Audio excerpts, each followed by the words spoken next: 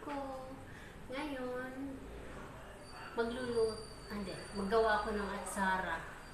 Yung sa baga, atsal sa Bisaya. Mag-atsal ako ng talong. At saka okra. Ang gagawin natin, mga nanay, i-steam natin to. Hindi natin to anuhan ng mainit na tubig. I-steam natin. Para yung vitamins ng talong nandyan pa din. Hindi nawawala. Ayan o. Nagpakulo na ako ng steam. Steam natin to dito. Nagpapakulo na ako. Tingnan mo. Nag-i-steam. Nagpapakulo na ako ng steamer. Oh. Steamer. I-steam natin ang ating talong, mga nanay. Para maluto siya. Siyempre, para maluto siya, steam natin. Ini-steam ko siya. Hindi ko siya binabanlian. So, ngayon, habang nag-antay tayo sa ini-steam natin, ang gagawin natin, hihiwain natin ito.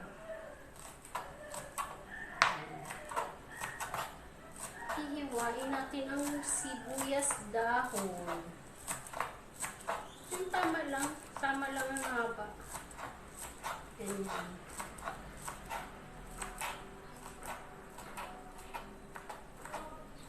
Mag-steam tayo, mga nanay. I-steam natin muna ang talong. Ilagay natin dito sa malaking bowl. Lalagay natin dyan. Pagkatapos, hiwain natin yung kamatis. Tanggalan ko ng liso. Ayaw ko ng liso. Ayaw ko ng liso isama sa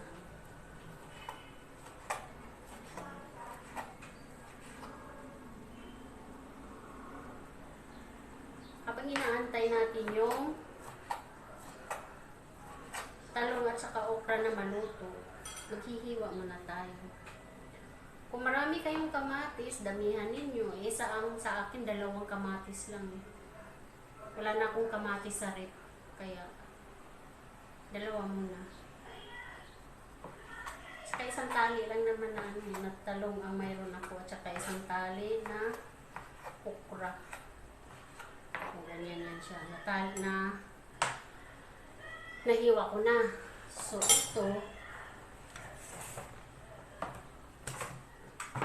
itong luya,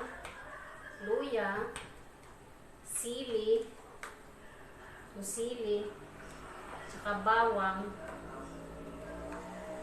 saka sibuyas, onion. I-blender natin ngayon yan, mga nanay. Magbe-blender tayo.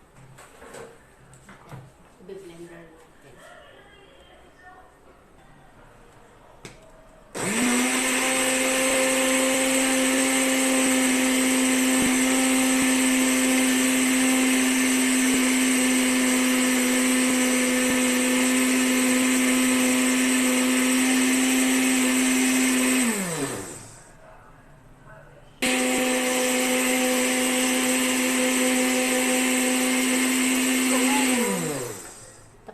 Na-blender na natin. So, ngayon mga nanay, na-blender na natin ang ating sibuyas at saka sili, bawang. Ilagay natin dito ngayon.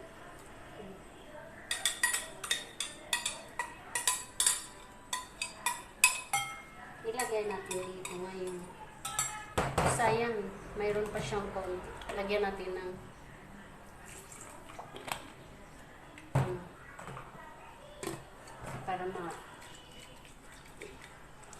para maano yung yan. Diba? Tapos lagyan natin siya ng dayok.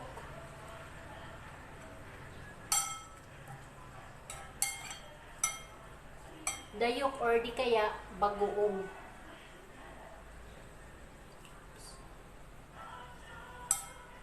Yan. Yan.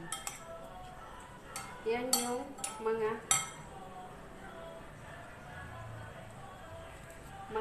lamas na i-blender natin. Para yung sibuyas, yung bawang, yung luya, makain natin, masama natin sa talong. Tapos ngayon, tingnan natin yung talong kung naluto na siya. Ayan o. I-blend natin. Tingnan natin. Kasi tapos na tayo mag-ano.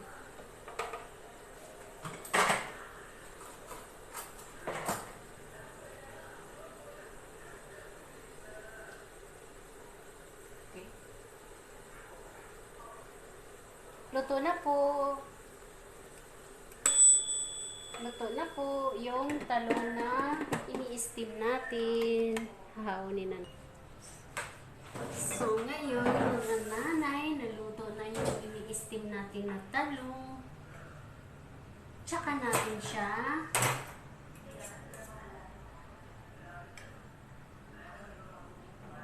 hihiwain natin.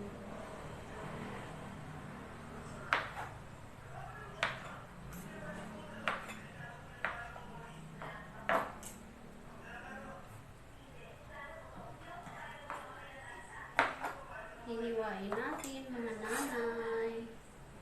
Tapos yung talong, babalatan sa kasama yung okra. Tingnan mo mga nanay. Tingnan ninyo mga nanay. So, pag ini-steam mo kasi, yung vitamins, hindi nawawala. Nandyan pa din. Kasi, tingnan mo. Walang tubig. Na-i-steam siya. Wala siyang tubig. So, ngayon, ano na natin, ilagay na natin dito. Yan. Kasi, ayun lang, nililipat. Balatan natin. Balatan natin itong mga nanay, ang talong. Aanuhin natin. Yung matanda kasi na alaga ko, hindi siya pwede kumain ng talong. Kasi alam mo, kapag kumain siya ng talong, mamamanas siya. Hindi ko alam kung bakit.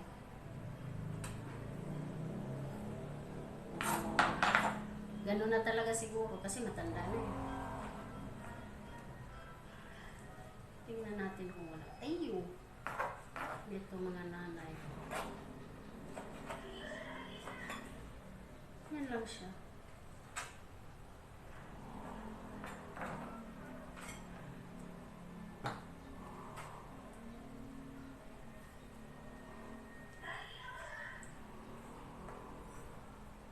Kung minsan sinasawsaw ko lang to sa ano eh, sa bagoong na dilis. Ngayon, ititimpla natin para sosyal naman. Kaya tuturuan ko kayo kung paano. Medyo nandyan na lahat yung init ah. Mainit mga nanay, mainit siya. So, mga nanay, tapos na. Ito na po yung atsara na tinatalong na may okra. Ganda to mga nanay. So, ayan na po. Masarap na po ito. Tapos, yan natin ang paminta.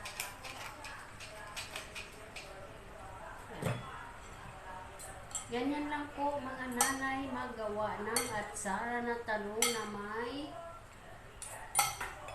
may okra. Tingnan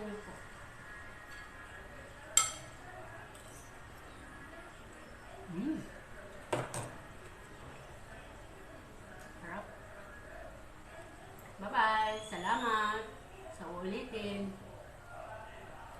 Thank you sa nag-subscribe at sa nanood sa channel ko. Salamat sa lahat, lahat. Thank you. Bye-bye.